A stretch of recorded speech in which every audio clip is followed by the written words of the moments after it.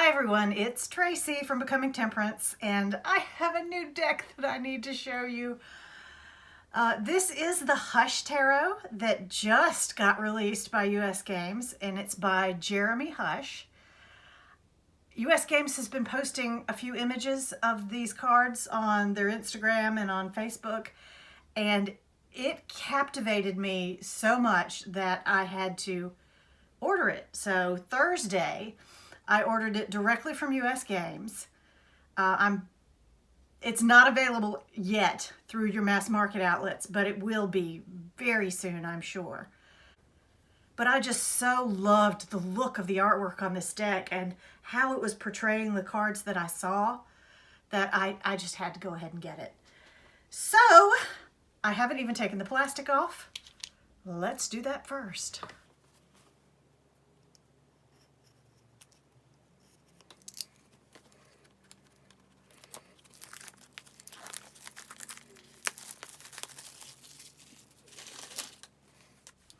Okay, it comes in a lovely two-piece box, which US Games has been doing pretty regularly lately. It's a little tight, but that's great. It reminds me of Arthur Rackham's artwork, but I hesitate to say this, but better, because it's easier to see than Arthur Rackham's artwork can be sometimes. And then here are the cards. They are also in plastic, so let me get them out of that.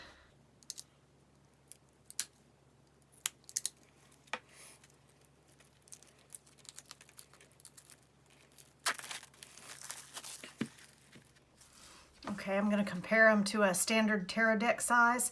It looks like they're a little bit shorter than standard and a little bit wider, which actually might make them easier to shuffle for people with smaller hands. Let's have a look at the box and the introduction and see what this deck is all about. It says, Hush Tarot beckons readers to explore an alluring world where animal and human spirits are unified, and even the smallest creatures, like ravens and hares, have great significance. At times they appear lost in the weeds, but there's always a hidden clue guiding them to the way out. The fascinating characters and landscapes are illustrated with lush detail inspired by a 19th century aesthetic that explores natural forms in various states of life and decay. Hush Tarot offers a shift in perspective that reveals profound answers to life's mysteries. That's what it says on the box. Now let's have a look at the introduction, because I knew so little about this deck. I saw a few card images and was captivated by them, and just had to have the deck. So let's have a look at the introduction. The creation of this tarot deck has been a lifelong odyssey of personal experiences. Hush Tarot represents a specter of dreams, a destination without end, a compilation of creativity and personal inspiration. Much of my life has been spent on the move. While my surroundings have changed, I have always maintained a special kinship with animals and have carried an unbroken connection with the pen in my hand. My art is my world, and my world depicts nature as being bigger than any individual person, where the smallest creatures look down on us. It's a place that feels like home, but still has an element of danger, adventure, and mystery. The element of mystery has drawn me to the tarot, with its unknown origins and its depth of symbolism and hidden meanings. Yet the cards can speak to absolutely anyone in a very personal way. In Hush Tarot, my characters are always on a journey. They appear lost in the weeds, but there's always a hidden clue guiding them to the way out. There is a meaning in the direction they walk. That's telling. There is a meaning in the direction they walk. An expectation for every turned glance. I'm hoping my creativity will inspire readers to follow their own imagination and lead more productive and creative lives. Hush Tarot weaves the lives of animals and humans together on common ground and equal footing. The animal and human spirits are unified. The idea of spirit animals figures significantly in this deck.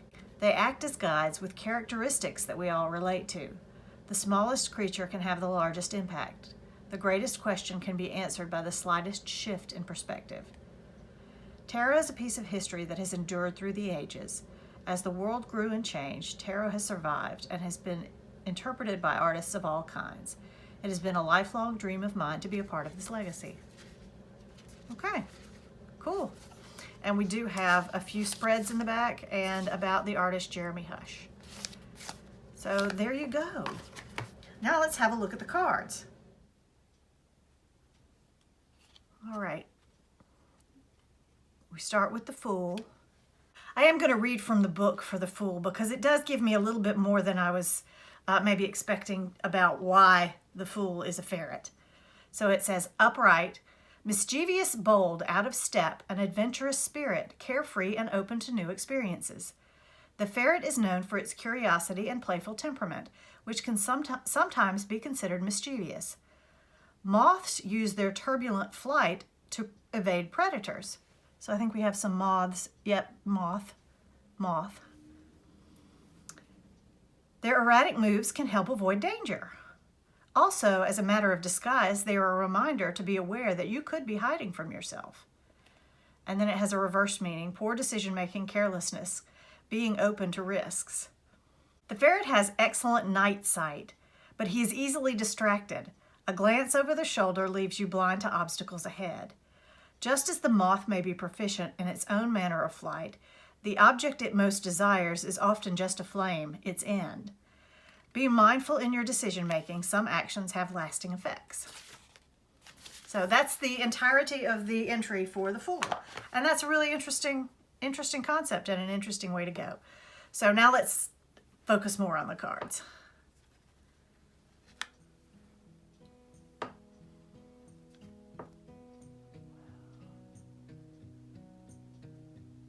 Oh, that's a little bit disturbing and very interesting.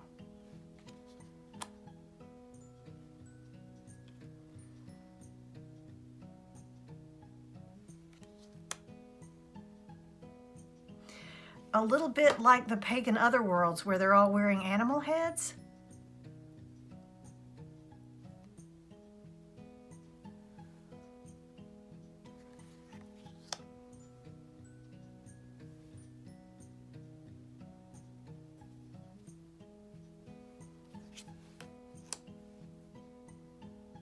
Oh, who are the lovers? I hope it tells me.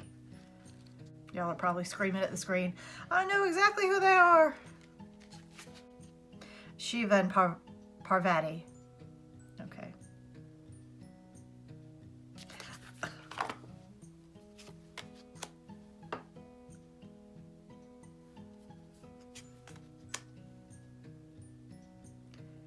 Very interesting.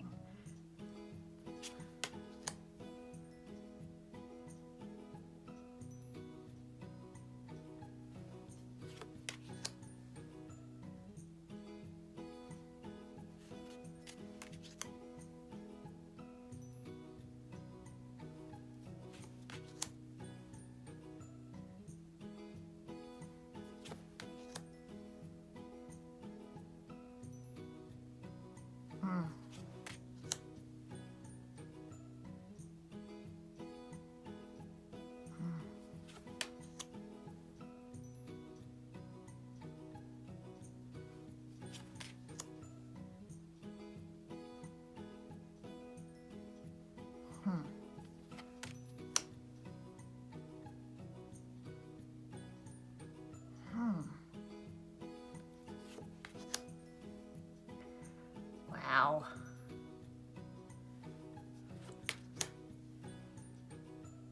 Interesting sun and moon cards.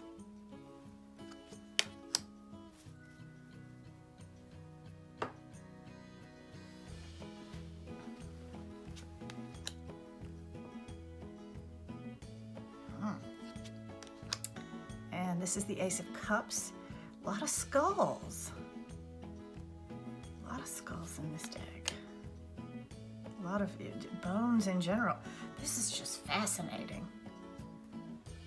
Interesting how it's a juxtaposition of really elegant beauty and kind of death all over the place.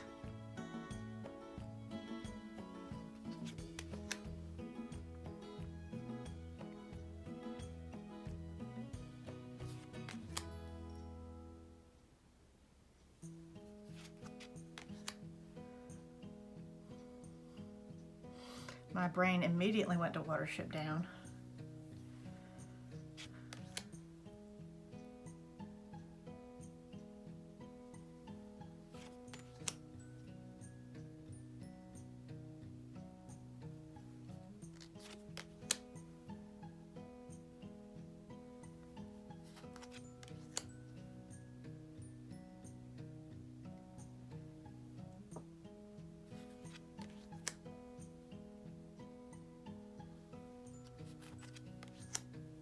A lot of birds.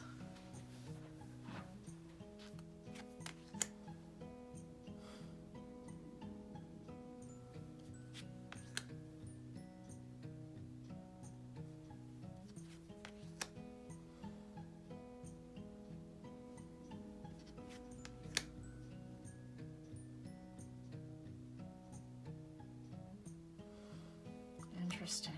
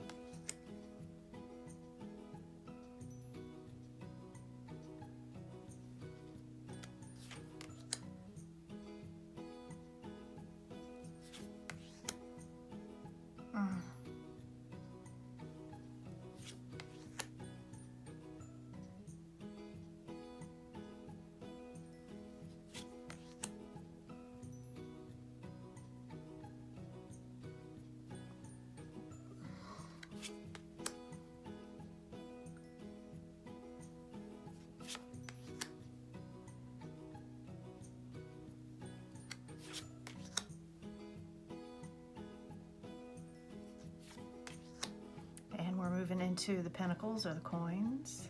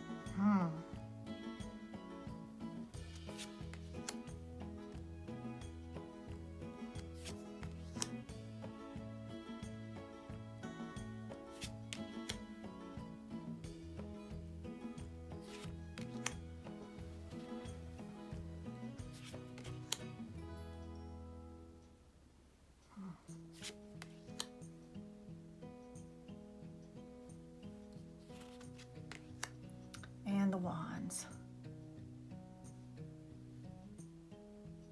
That's just fascinating.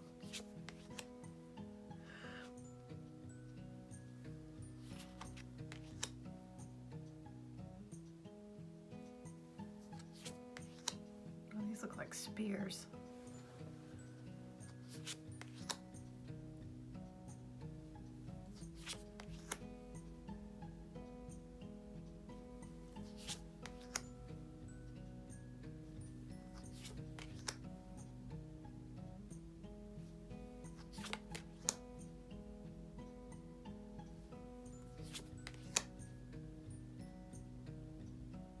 This was the card that got me. I needed to have the deck that had that card in it.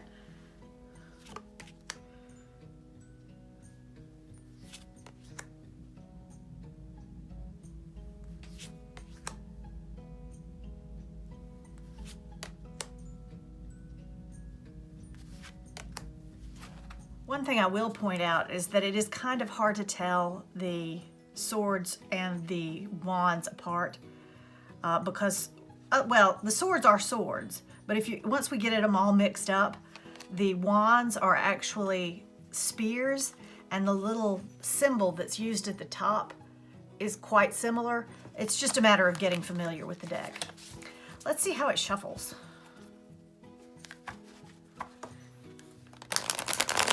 It's slightly thick cardstock, so you know US Games tend to do slightly thick cardstock, which takes a little while to get it to bend if you're a riffle shuffler.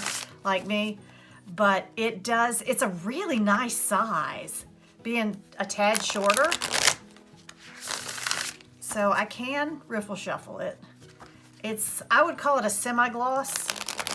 You know, it's not that sticky laminate thing, but it's not matte like some of the decks that we've been getting nowadays. It slides beautifully. The back does have Hush Tarot on it, but it is reversible. These images, I'm going to definitely have to sit with these images, because I will want to read the entire little white book, but at the same time, I'll probably read through it once and then put it aside and let my intuition take over, because this artwork is stunning and evocative, and I don't know from first glance, from this first impression video, if this is going to be something that reads easily for me, or if this is something that I'm going to have to really work at. But I really think it's gorgeous, gorgeous artwork and interesting takes on some of the cards. Just beautiful. And where's my Rackham Oracle? I was saying earlier how it reminded me of the artwork of Arthur Rackham, and then read that it was inspired by 19th century artwork. Let's see how these go together. There's a couple of cards from this deck, and here's my Rackham Oracle. So yeah, I absolutely see it. Those are beautiful together. So there you go. It's not really even a first impressions video. It's just me opening up this deck and showing it to you, telling you a little bit about it. It's a show and tell. It's gonna be a very interesting deck to work with, and you'll hear about it in one of my monthly roundups. May not be January, maybe February. Thank you so much for watching, everyone, and have a fabulous day.